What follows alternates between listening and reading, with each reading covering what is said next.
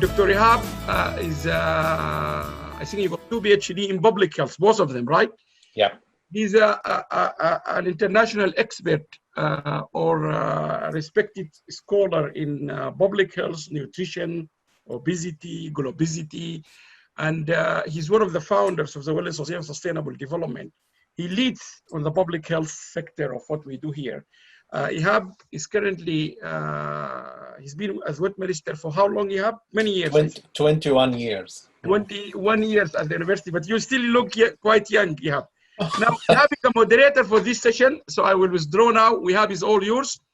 You can take, the floor is yours now, Ihab. Thank you very much, Alam. Thank you, everyone. If Welcome you need any help, let on me board. know. Yeah, definitely. Yes. Thank you very much. This session, we welcome the 2 speakers, and we have one from Bahrain and the other one from Turkey.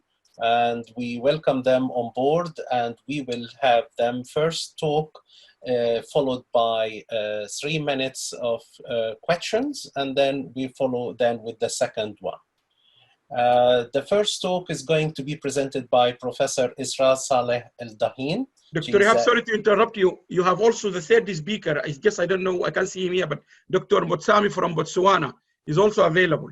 Oh, okay. So good that I didn't know that, but yeah, according to the timetable, it only showed 2 on my session. But welcome also to Dr. Botswana from Botswana, and let's start first with Professor Esra Dhaen, and she is Executive Director and Quality Assurance and Accreditation at Ahlia University Bahrain. Today she is going to talk about online learning experience of the university, and she will be talking about particularly on the education, sustainability, and impact strategy of Ahlia University. The time is starting now, 11:30, and we allow her 15 minutes. Yeah, 15 minutes followed by 3 minutes question, please. Thank you. Thank you, Dr. Ihab. Thank you very much. First of all, I would like to thank you all for allowing me today to be part of your amazing conference. It's given me a great opportunity to share with you our humble experience at Ahlia University in Kingdom of Bahrain. For those who doesn't know about Ahlia University in Kingdom of Bahrain, it is, I'm sorry, I'm trying to share with you my slides. I hope, can you see it? Yes. Oh, right. So for those who doesn't know much about Ahlia University in Kingdom of Bahrain, Ahlia University was established in 2001. It is the first private institute in Kingdom of Bahrain, and it's relatively young. However, it is well known with its quality of education, and despite it is a young institute, it is still one of those universities that they are ambitious, and we are always working towards improving our strategies in terms of quality of education. So today I will be discussing with you Ahlia University Education Sustainability and Impact Strategy. Why we are considering our impact strategy. We have been focusing on the United Nations Sustainable Development Goals, which previously Dr. Petro and other colleagues have touched upon it. It is one of our main pillars of our strategies, and we have used it to refine our existing strategies. It is also aligned with the Kingdom of Bahrain national strategies of the education sector. We have been addressing some of the SDGs, and we do believe that it is vital for our next generation, and also we are aiming to improve our existing Bahraini community and our graduate with equipping them with skills, knowledge, and innovation by addressing the sustainability challenges and opportunities. We have been working towards research and also other SDGs, which is, as you can see, related to SDG 4, 8, 10, and 17, and as well as 3 and 9. Just as a humble experience, we have formed a university standing committee to handle the implementation of the strategy of sustainable development, and we have aligned it with 5 years plan, which is in line with our strategic plan. We do have regular quality assurance monitoring and evaluation on the plan, which is basically happening every 6 months and annually. We are generating an annual report. We have recently established a web page that is dedicated for all our initiatives related to the SDGs. We are conducting a lot of community-based activities related to the SDGs, and we have invested in a lot of research to sustain those topics that related to the SDGs, including hosting conferences and publishing books. I'm pleased to hear from the previous speakers that we have been revising our curriculum to be aligned with the SDGs and focused on skills, knowledge, and innovation, as well as virtual learning, which is something that we have recently revised to equip our graduates with also the right skills of ICT, as well as to ensure that we are aligning our strategy towards hybrid learning.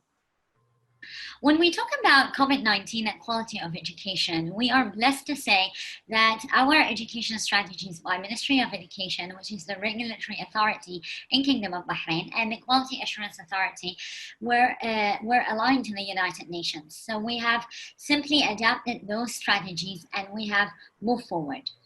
The e-government in Kingdom of Bahrain have recently enforced a privacy policy for students, which is in line with the COVID-19 initiatives. And we have also adapted that. And in terms of universities, we were all quality assured in terms of preparedness with the proper ICT infrastructure. So this really helped us a lot to catch up with COVID-19 pandemic and also move forward by adapting online learning. Unfortunately, in Kingdom of Bahrain, we are not really recognizing at this stage online learning. However, we are moving towards hybrid learning at this stage. We were also happy because the government of the Kingdom of Bahrain have supported us as citizens, not only higher education, as the entire citizens of Kingdom of Bahrain on free internet connection.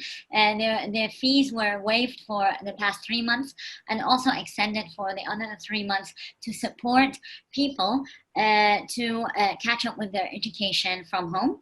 And also they have supported the student attended government schools as well as government universities to obtain devices to support their online learning. As a success practice from Ahlia, as you can see, we're working towards SDG 4 and 9, and we have developed an assessment manual that is acting as a tool for faculty while selecting their assessment at both theoretical and practical level.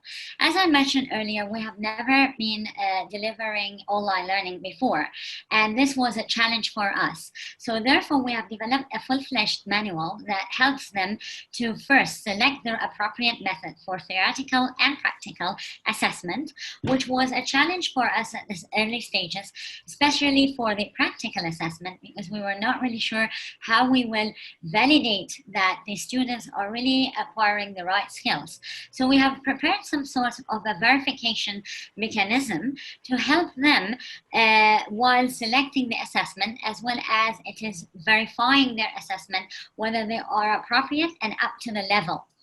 The second one is we have developed a quality assurance mechanism to evaluate the academics courses delivered online. So we do have some sort of random quality assurance check to help the faculty to make sure that they are maintaining appropriate quality assurance standard. We have developed and hosted more than 65 staff development sessions, which is focused mainly on online teaching and learning to support faculty adaptation. And also we have successfully placed some students to be handling the industrial placement, which is the internship, which were conducted virtually considering COVID-19 situation. We have also assessed the learning outcomes, attainment rate, and success rate during COVID-19, and we were relatively happy with the success rate, mainly for the practical component, because we have faced a challenge at the first semester, but then we have seen that the attainment rate moved from 60% to 75% in the following semester. So we were really happy to move towards that curve. And finally, we have also developed a student privacy policy, which is aligned with the e-government authority, considering the nature and the culture of Bahrain. And we are in an Islamic country, so we have to ensure that the privacy of our students is maintained in terms of their, we have a lot of students that they are female and they are wearing hijab and etc. So we really had to ensure that their privacy is maintained. This is just to give you a glimpse of our success story during 1920 in terms of SDG 4. We have, as I mentioned earlier, conducted 65 staff development activities. We have also conducted 33 community engagement events that they are purely virtual. We have also aligned our qualifications with NQF in terms of quality, which is the National Qualification Framework. These are cross-border qualifications, and they were all aligned on NQF. And we have also sustained our NQF standard during COVID-19, considering the online teaching, which is really something that we are really happy with, which we have 11 qualifications on board. And we have also sustained our quality assurance standards for 14 academic programs. We have published research papers in the area of quality of teaching and learning, which they were purely funded by Ahlia, and we have published 21 papers in the area of teaching and learning and focused on COVID-19 practices. In terms of SDG 3, which is good health and well-being, we have also utilized the online learning and online facility to provide academic advising through virtual learning, and also provided different counseling sessions and established a call center for our student concerns to handle their anxiety and their concerns. The call center really received a lot and tremendous number of calls, not only by students, also by parents, that they were really having a freak out during COVID-19 about their student issues. As I mentioned earlier, in terms of SDG 9, which is relationship with the industry, innovation, and infrastructure, we have worked on 3 projects, even though it was during COVID-19. We have worked on 3 projects with the industry, and we have successfully established this process and finalized them with the time frame allocated. And we have placed students with more than 193 internship that they were purely virtual, and we have organized organized affairs with more than 57 industries.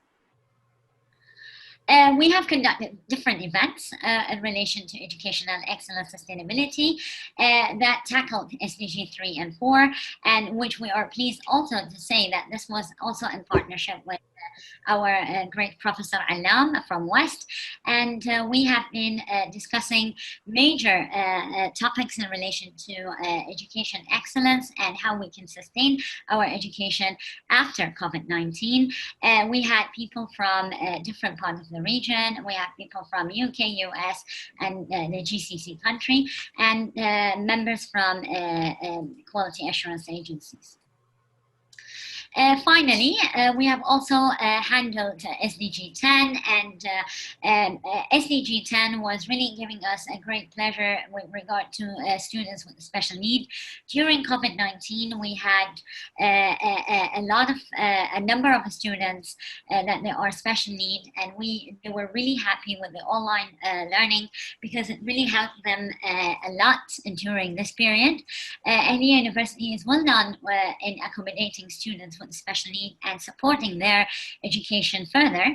And also we have still accommodated students that they are international, and they were attending online courses from their countries. So we are really happy with our experience, and we believe that with your practices, we will gain more insights in order to improve our online learning and create a hybrid learning in the future. So thank you very much, and we hope to collaborate in the future. Thank you. Thank you. Thank you very much. And such a lovely presentation. Well done. And thank you, Prof. Esra. And we open the floor for question, please. We have 3 minutes, so we can just share some queries so Professor Esra can clarify to us. You can If use not, the hand to yeah. If not, I have something for Professor I think Esra. you have Dr. Alexandra here. Okay, yeah. We have Dr. Natai. Thank you very much, Professor, for describing your government's effort to implement SD4. And however, I seem to see a contradiction in achieving SDG4 while discriminatory in terms of supporting students attending government school to device. Well, if Professor Esra can answer that, please. Yes.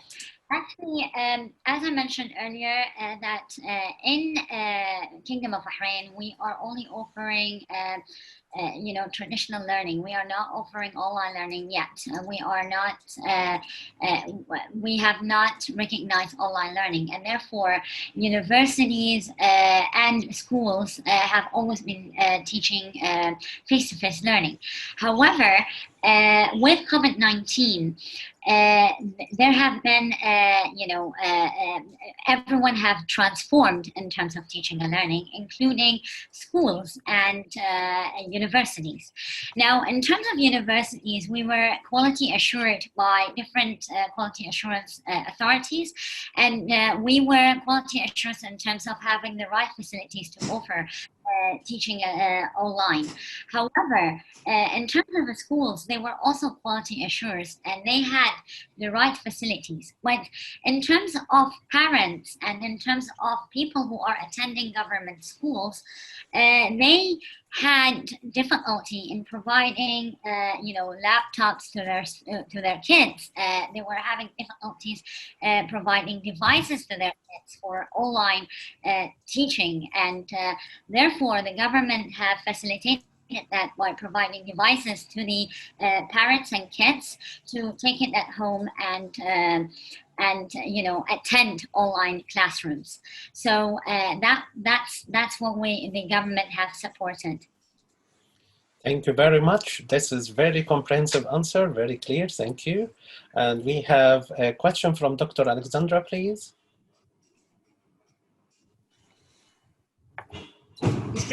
Myself, thank you very much for this interesting insight. I wanted to ask double question. Firstly, what was the most difficult from your standpoint? Which out of those initiatives was especially challenging? And second question is, did all those initiatives were introduced in a collaborative approach, or was this a feel of almost like a push down, a kind of almost top to bottom approach? Okay, let me answer the second question first. With regard to how did we plan it, it was a approach. Definitely, it's a teamwork.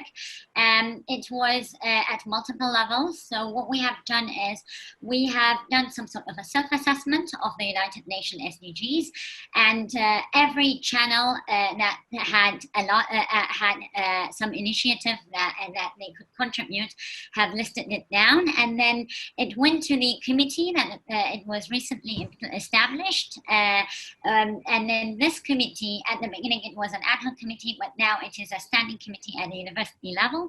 So it went to that committee, And that committee have kept it all together and developed it in the form of a plan.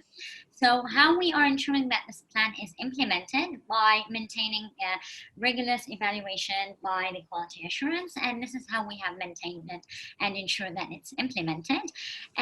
So it's something very important, I must say, that the plan, when it was set with a very clear budget and clear financial support. So we ensured really that the plan was going well.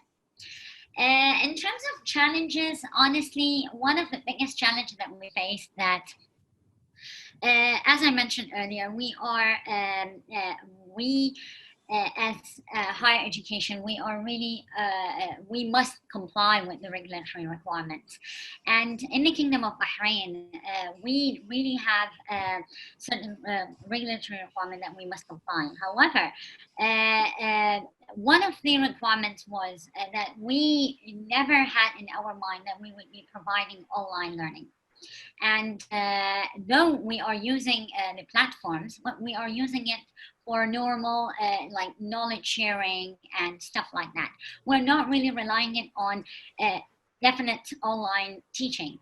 Therefore, one of the major issues that we faced was the assessments, because the way that we were handling it before, it's different. And now, in terms of assessment and maintaining the academic standard and also assuring that there's no academic misconduct was really tough.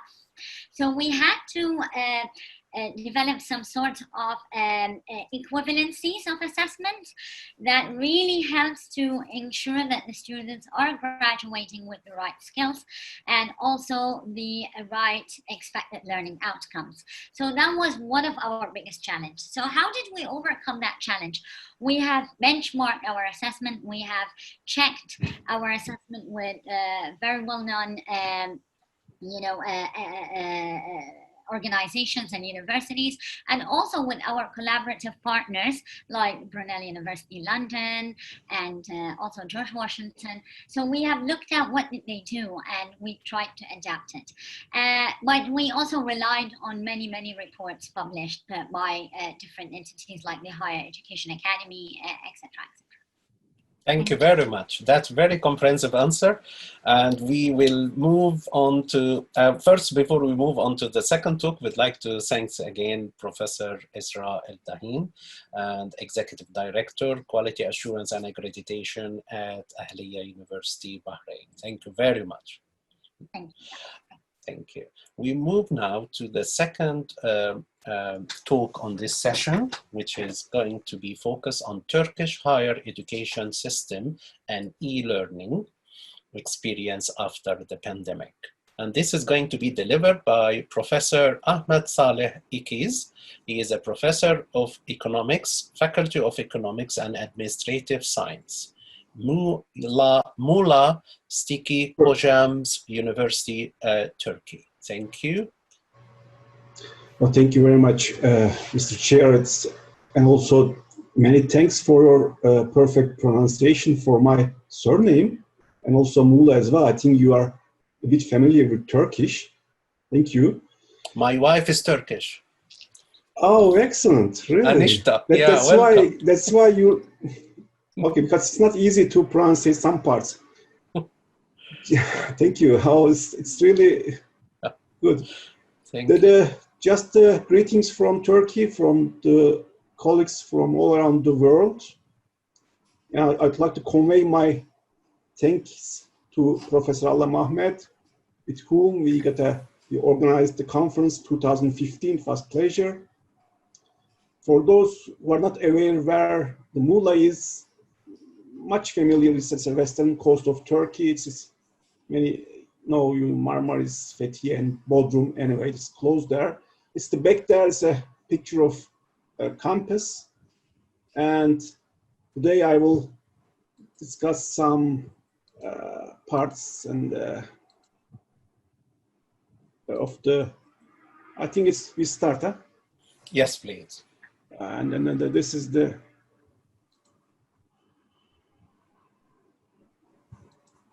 Okay.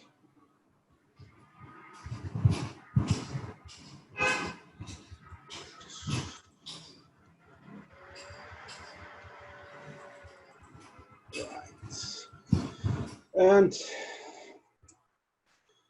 just a bit history of Turkish education system. It's just the historical roots of our country's higher education dates back to Ottoman times. It's the establishment of the most significant educational institutions of the period. Sahn-ı Seman, founded by Mehmet the Conqueror after the conqueror of the Istanbul. And the higher education institutes that can be associated with the concept of university in contemporary meaning commenced their studies in the 18th century with the modernization efforts of Ottoman sultans. As it's well known, universities have assumed important functions such as meeting the education, research, and human resource requirements of states in the last 2 centuries. And after the foundation of the Turkish Republic, before that, there's some efforts, especially in Sultan Mahmud, to westernize Turkish higher education system. That's why Imperial School of Military Engineering, established in 1795, today's institution is constituted as the predecessor of Istanbul Technical University. Higher education institutions opened until the Tanzimat were arranged to generate the skills needed mostly for military in a way that reflects the nature of the early period of Ottoman modernization. This is the picture. It's not Istanbul Technical University, it's the Istanbul University, which I will give much more info later on. This is the main campus. Maybe Alam, you may remember, we had a dinner close to there and we walked through there. It's actually used to be Ministry of Defense during the Ottoman times. It's in Aksaray, you know, where we stayed. And this is the picture of Istanbul University. The first university established after the foundation of Turkish Republic is it's the Turkish Republic in 1923, Istanbul University. This is followed by Ankara University in our capital. The main issue is I think I have to touch a bit there.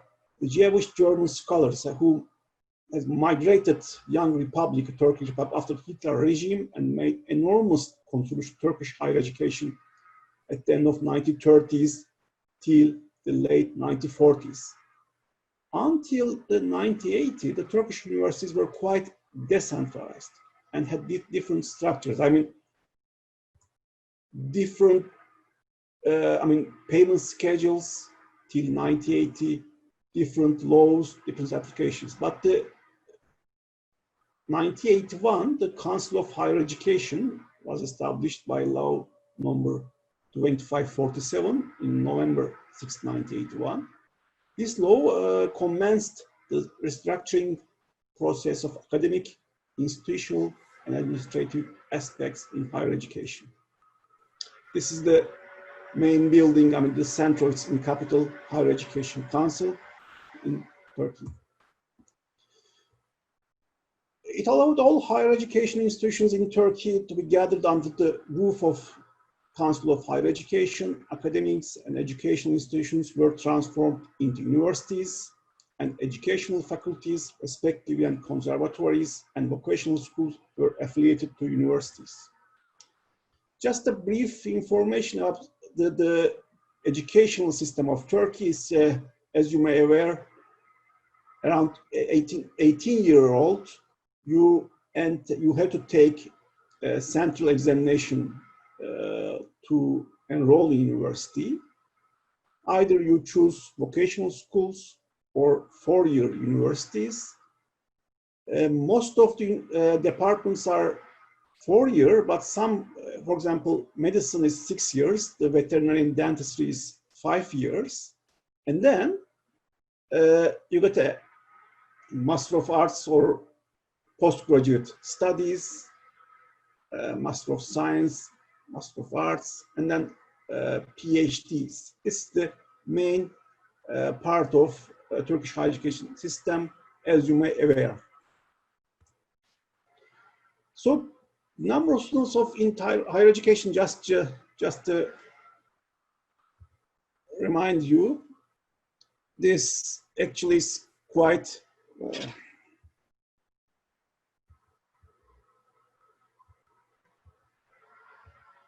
Yes, quite high. It's a huge number of students because there's a new openings and new universities, around 7 million students. This is PhDs, Master of Science, graduate students, vocational schools, and bachelor studies. So if you take a look, I think it can be seen, this Turkish map. I'm not aware whether you can easily see, but I can see here anyway. All Turkish cities, they got their own universities.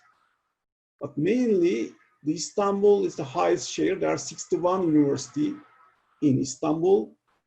There are a lot in Ankara, in our capital, in Izmir, especially in, just central cities, much more universities. These are the figures. So academic staff, as you may see, 24,000 professors, associate professors, as you may see, and then the members with PhDs. So this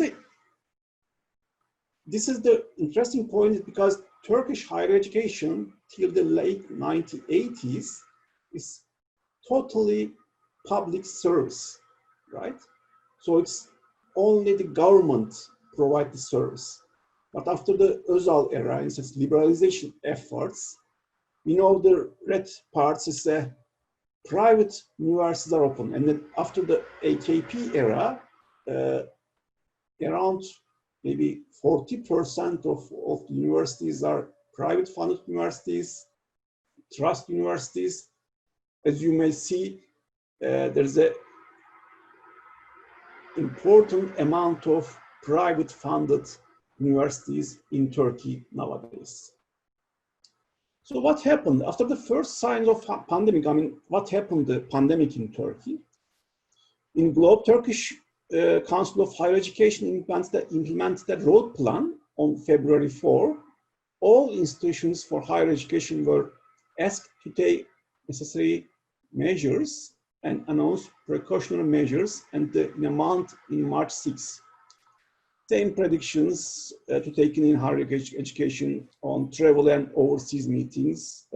We just banned. As March of 16, education at all universities was suspended for a week, with the decision taken by the government on March 12. During this period, the opportunities and capacities of universities for distance education were determined. The head of Turkish Higher Education Council made following statement and enabled reactionary actions for the pandemic. Here are some main themes. The council decided that the digital sources and distance learning method will be used for theoretical courses and practice-based programs. So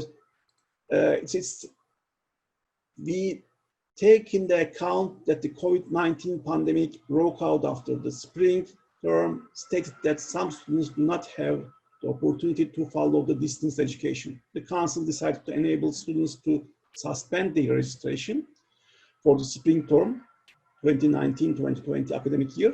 If they want, the period suspended will not be counted in the maximum time. In graduate education, the decision was left to universities' executive boards.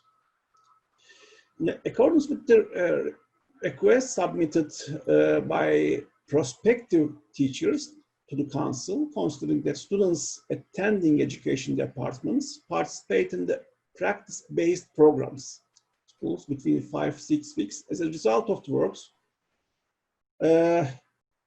carried out in coordination with the National Education Ministry, it has been decided to compensate for the shortcomings in the practice-based programs through a written project,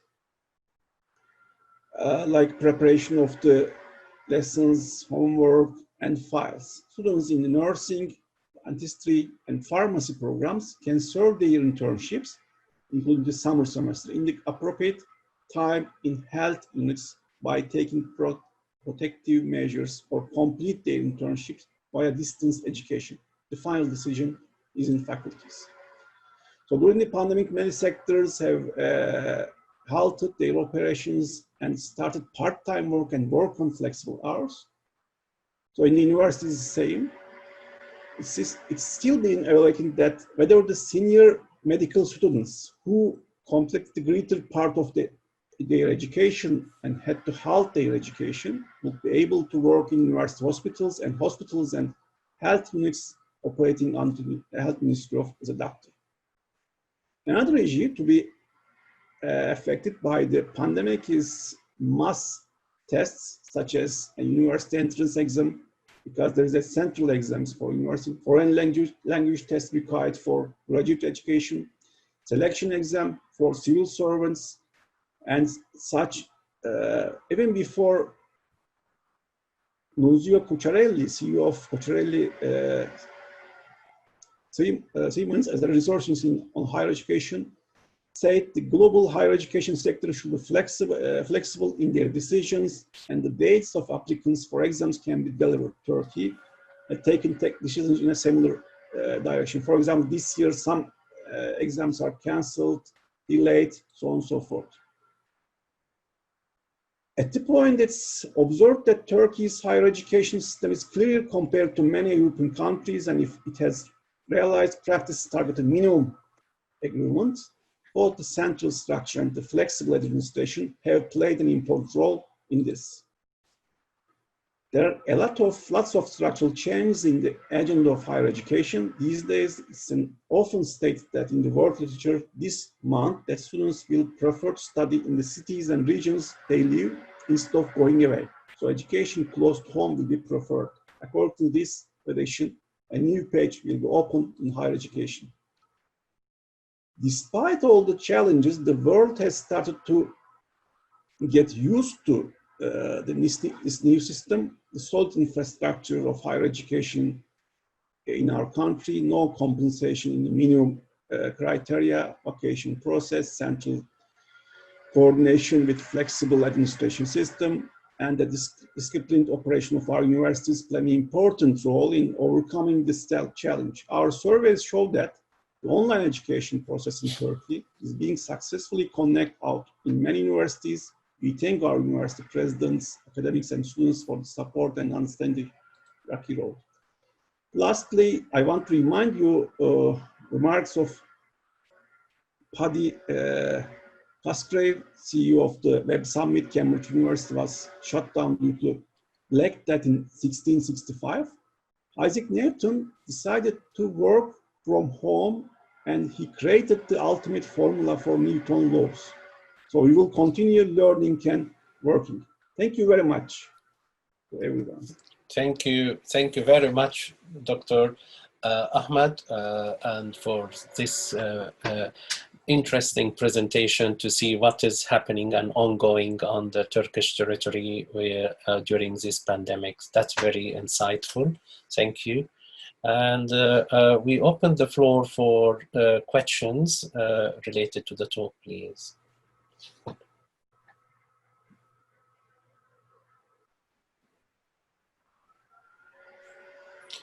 If no one have question ready yet, I may ask Professor Ahmed Ikiz about what would be the measures taken by the university when there is some practical needed to be attending in the lab.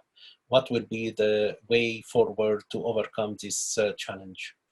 Yeah, I think it's, the lucky part is as all of the world, we were giving some lectures before the pandemic in online. For example, Turkish courses, some courses are given online anyway.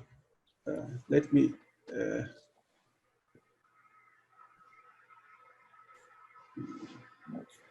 I want to finish stop the,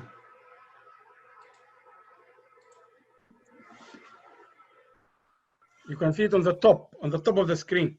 yeah, I'm trying to find, yeah, on the top. yeah. That's the point. I want to see where it is. The share computer, stop sharing, huh? Yeah.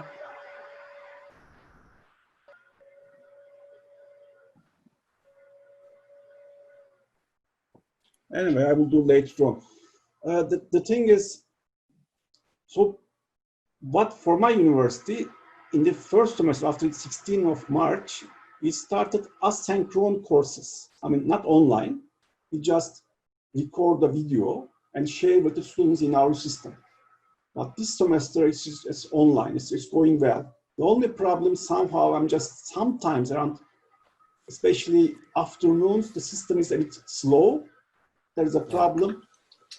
The only, thing is especially in Muğla is a small town, and half of the town is with students, right?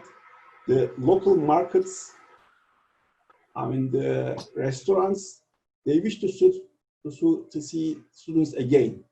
It's a loss of, the students are a way of generation money in some parts of Turkey, university students. That's the point nowadays. But in other parts, especially, for me, it's rather much more, just perfect contribution to my academic, because it's,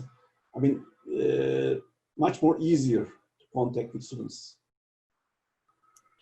Well, we experiencing here much more easier contacting students, but we are constantly with them. So we feel like we are working double what we normally do in the university premises. That's correct.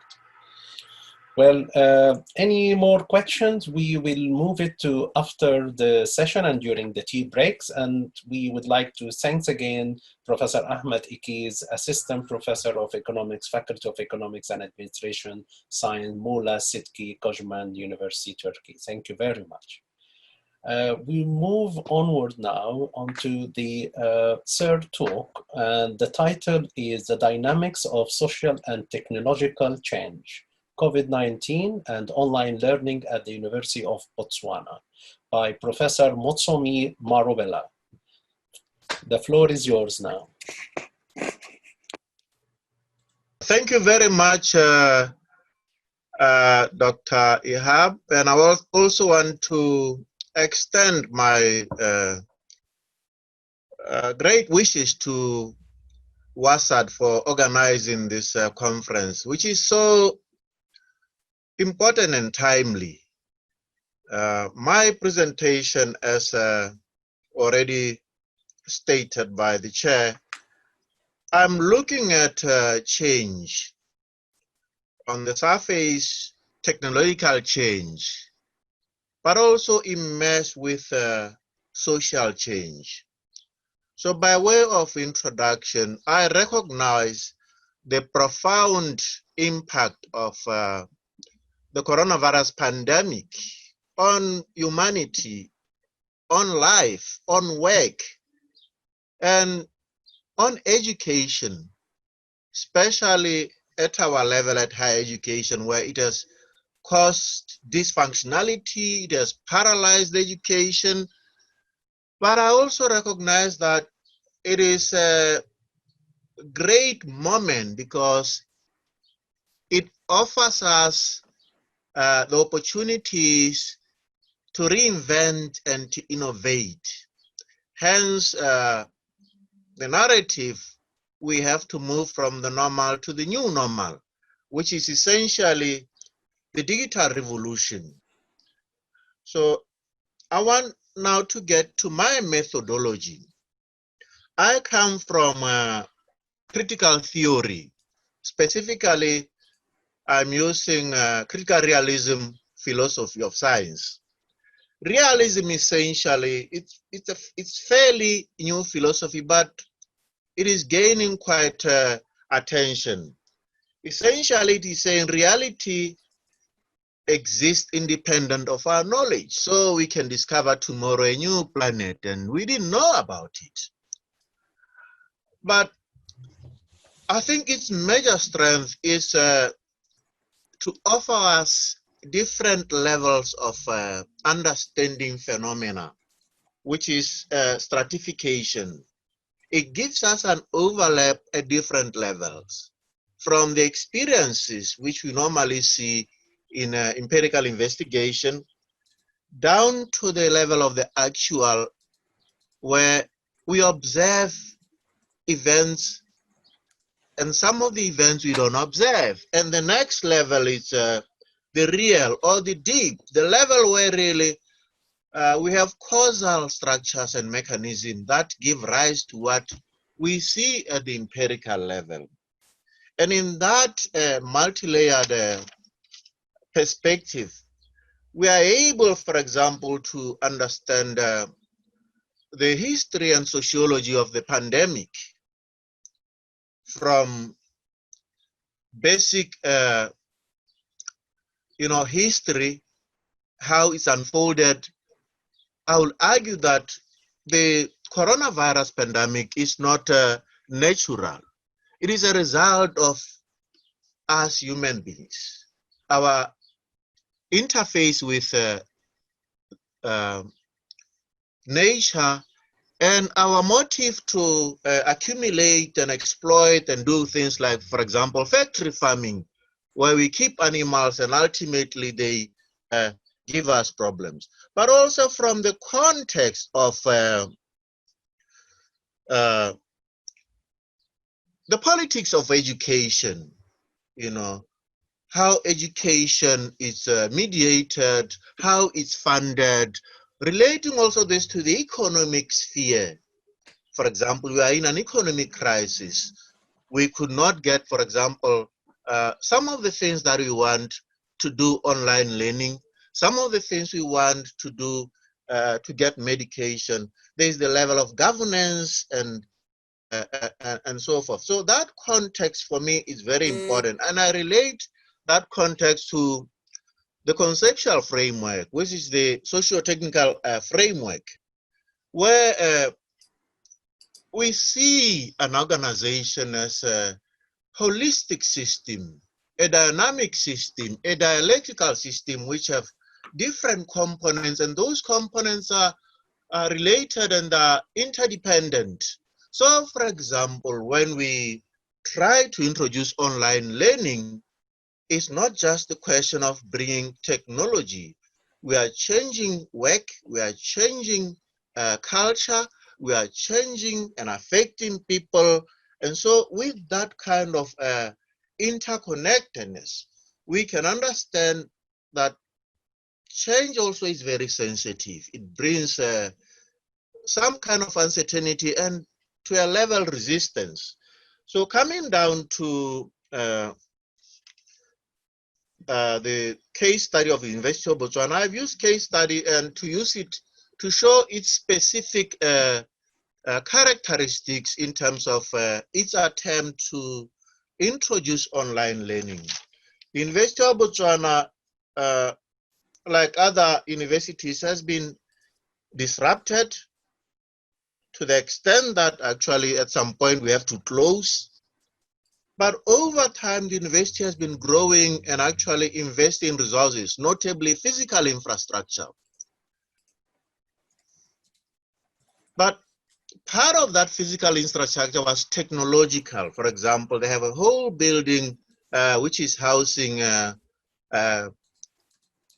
experts in technology, and it has been used for training staff, faculty, to use new technologies. For example, we have had ASAS, we have had ERP, we have had Moodle, but all this changed when the coronavirus hit us. Then the previous training was geared actually using face-to-face training, but with coronavirus, then we are in a crisis. The university started now to consider options of intervening, and it was much more uncoordinated, as you'd expect the crisis. At one point, they were using blue jeans. At another level, individuals were using Zoom, and later on, Microsoft Teams. I think the university has laid a very good foundation for starting this, but they face a number of challenges. And amongst them actually is just the issue of resources.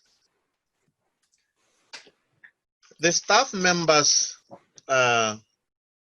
do not have requisite resources. It followed that when the crisis came, you have to change also your tools. I understood a doctor from UN saying that it is maybe a question of just self-motivation. I think self-motivation is important, but it's not enough. The issue of resources is very central. When the university went into online learning and introduced its implementation, they said lecturers should borrow money from the university, get loans to buy laptops.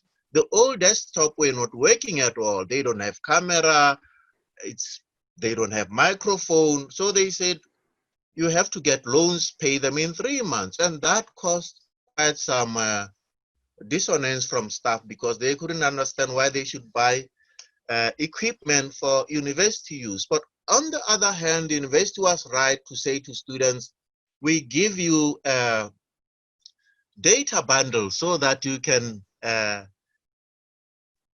access online learning from home. But even for students, sometimes it's very difficult to access internet. You need still resources. As the host was saying, in other parts of Africa, they don't have electricity. So that was one of the major hurdles, the staff. So if you don't give staff these resources, it's going to be very difficult. As I speak now, I'm using my own laptop from home. I'm using my own Wi-Fi from home. So one of the challenges was staff safety. I think the university is trying its best to protect its faculty and staff. But this is really a bit marginal because we don't have testing when you get to university entrance. I think scientific evidence has said mass testing, and one would expect universities to also test. The key thing is temperature, to get your temperature and to sanitize you.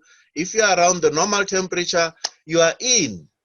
But what happened is the next level.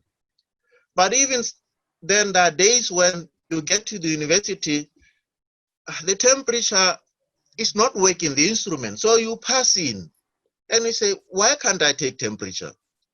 Maybe the battery is not working for this. So you can see the level in which actually you can get staff to get infected. Other challenges that we have had is just participation and involvement of staff. I call that democratic participation. When you introduce new things also, you have to carry people with you because they have to own this change in the end.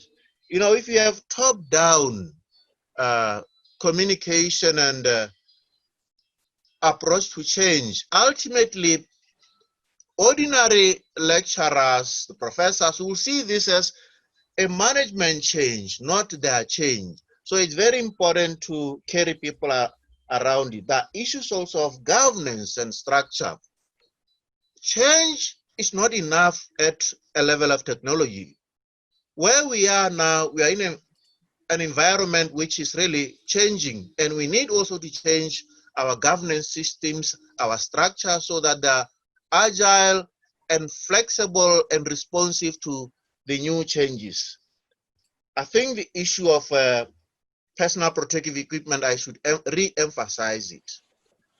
In my humble view, it is the responsibility, though I take personal responsibility, but it is the responsibility of the employer to make sure that you provide the equipment, the resources, the laptops, but also the masks, but also the sanitizer should be freely available so that, you don't get people infected around. I think the issue of transparency also is very important. It's related also to participation, that when there is an infection, for example, it's not enough to say, okay, we have had a case of infection here. We have fragmented the building and it's okay. We have to provide full information. At the social science, in humanities, in education, we have a case, so that when lecturers go into the building, into class, they are sensitive and aware that we have had a case here. Even though tracing is going on, I'm open to the fact that possibly I might get infected. So overall, I will end by saying, well, the University of Botswana has laid a good basis for online learning and digital learning. But more needs to be done. We have challenges. Issues of motivation of staff are at the center of change. If people are not motivated, if people don't have requisite resources, it is very difficult ultimately to see the benefits of online learning and its impact on the university's mission of excellence, so to speak. So I will end here and thank you very much and take questions and comments. Thank you very much, Professor Marobela, for such an insightful presentation. Very kind, well done. And good that you, although all these challenges, but you're still progressing, and the university is collaborating with the staff and students and running their program as much as they can. Yeah. Yes. Thank you. So we open now the floor for question, please, and we have 3 minutes before we break.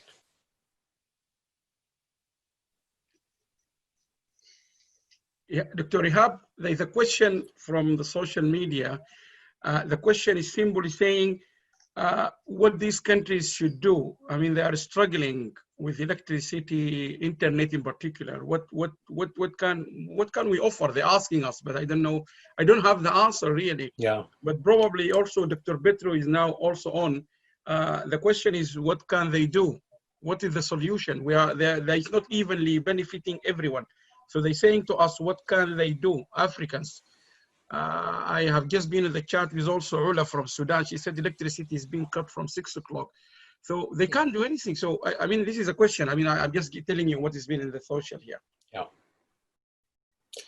That's a true challenge. And if Professor Dimitriou can just highlight, and Professor Marobela as well.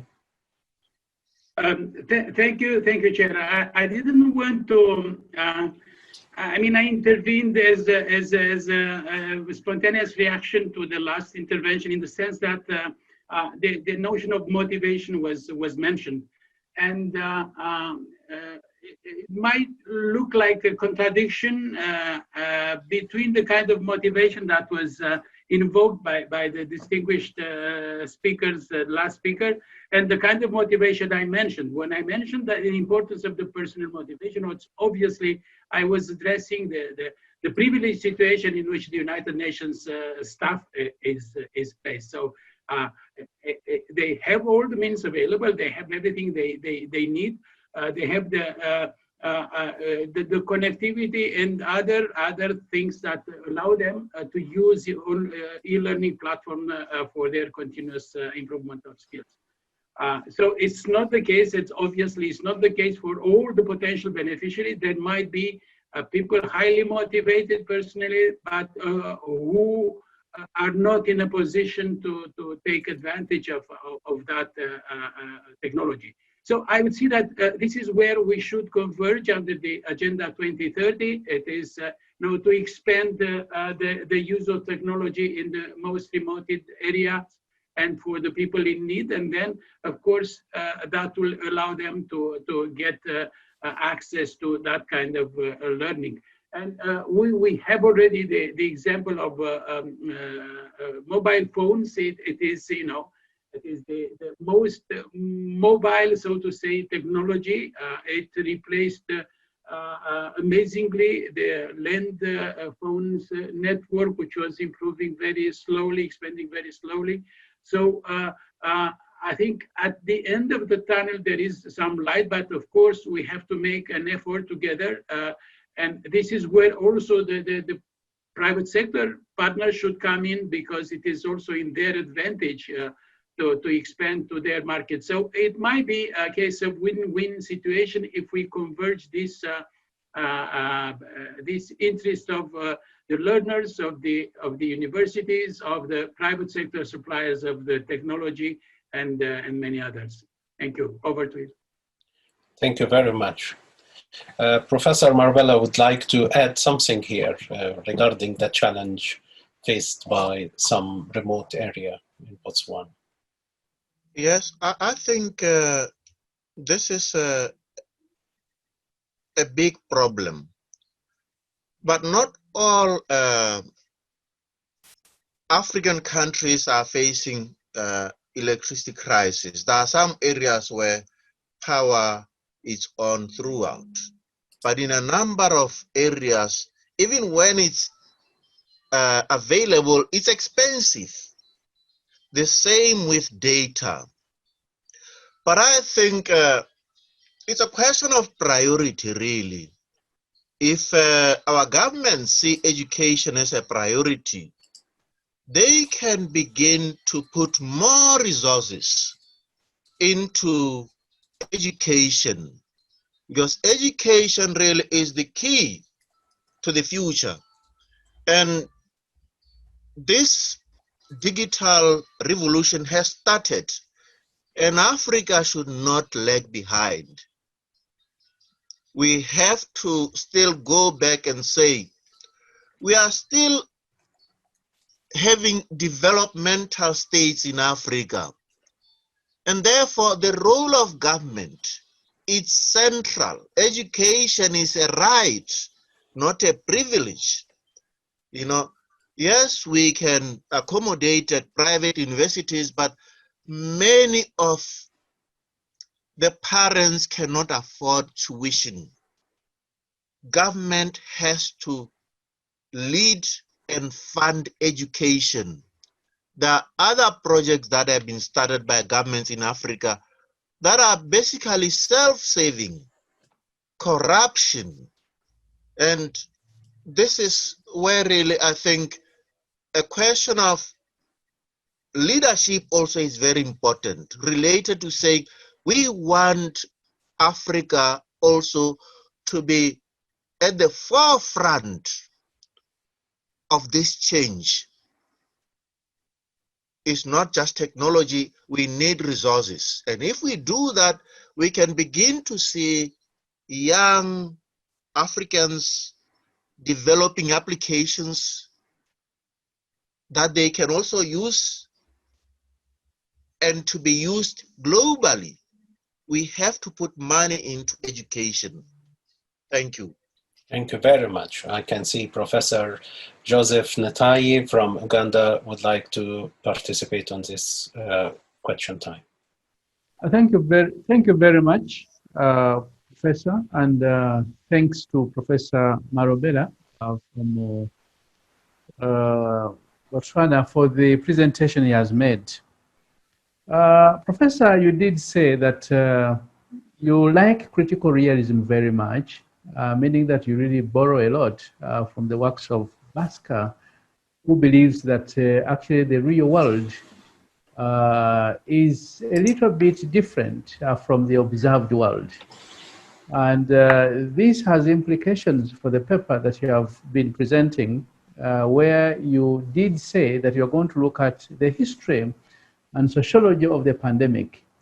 I expected to see critical realism in the sociology of the pandemic, so that we really get to understand exactly how the theoretical underpinnings that have been used in the past to explain pandemics versus the reality out there somehow differs. Unfortunately, I didn't get this. Maybe I missed it a little bit. Can you throw some light on this? Yes, thank you. I don't think I said in this paper I delve on the sociology of the pandemic. I only gave an example to say, for example, with critical realism, you can actually go to the deeper level and using it to understand the history and sociology of the pandemic. And if you look at my literature review, which you will look later, you'll note that actually, I have in fact actually noted that on the surface, we might actually look at this disease as a natural phenomena, but it is not. It is a result of actually capitalist accumulation, which has started actually to intervene in nature, and in the process, you know, affected the food chain and all those issues, and then they come to health. So I think it is fair to say, no, I didn't say I'm using critical realism to give a sociology of this pandemic. But having said that, as you rightly say, following Basca, there are events that are observable on the surface. But with realism, we are in a position to provide causal explanation. What is the cause, for example? If we talk about the issues of challenges of finance, we cannot talk about the lack of funding education and online learning without looking at the current state of the economy and how this pandemic has affected the economy, to the extent that sometimes you don't have adequate resources. So that is, I think, issues that when you look to the context, you can relate these things. And so I feel government, genuinely, they have no money because government is funding education. And I can see the state of the economy. I appreciate the questions, Professor. Thank you. Thank you. Thank you very much. And any more question, please? Well, in the end, I would like to thank all three participants for their insightful participation and talks and reflection on the impact of pandemic on the online learning in their country, university, and context. Thank you very much for WASD for organizing this very important meeting. Thank you very much. Thank you. Thank you. Thank you, Ihab. Thank you very much, Dr. Ihab. Thank you. As you said, yes, I think we should clap for them. They have done a very good job. Thank you. And I think particularly, I can see Mervin also was following. You can see the bandwidth, for example, Professor Motsomi from Botswana. We can see the struggle in the bandwidth because, you know, the system can show you the bandwidth. And I think this is one of the, we have been arguing all over the time, Africa's major developmental challenges really is electricity. And interestingly, in one of the research, I mean, this is 2018, I can't remember if it's changed or not. But when I was giving a talk at Oxford, one of the reports I looked at about energy and electricity, I found that Korea production of electricity is more than the entire African countries. I was really shocked. I mean, I didn't know that because I'm not an expert in energy, but because I was going to the conference about BBB in Africa and so on. Yes, this is 2018. Imagine one country production of electricity is greater than the entire continent. And to give you another shocking statistics by my colleagues at University of East London, University of Bristol, and another UK university, I can't remember, three research group on ICT, they have published this and it was broadcasted, even it was in BBC. They looked into the amount of download, people watching Despacito song on internet. Despacito, you know, this Puerto Rican song. More than 6 billion people have watched it. And when they calculated the amount of energy and electricity consumed, this is a European Union project funded by Europe. It's 2.5 million euro. They found the amount of electricity consumed by people across the world to just watch live streaming like we're doing now, because it costs energy. For this song is equivalent to the amount of electricity consumed by 5 African countries. So the more you live stream and watch, it's more expensive and it costs energy. 5 African countries, equivalent to the amount of us, whoever had this privilege of watching online. So thank you very much. This is really big issues. I think it's wonderful presentation. And I guess to remind you all, we have these papers. Professor Motsomi paper is received. The paper from Uganda also received.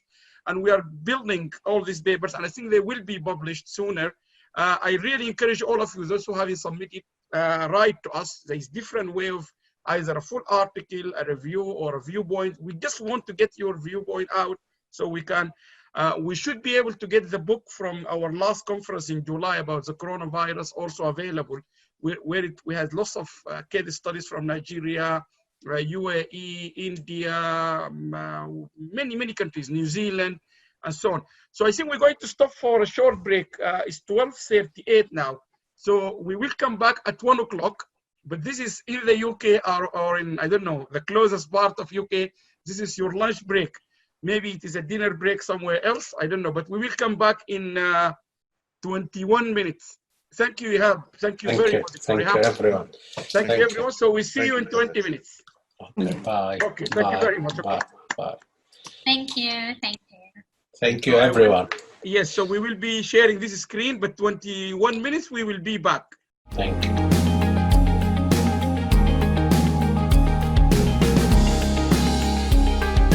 So please remember, if we all help and do a little bit, it will make a big difference.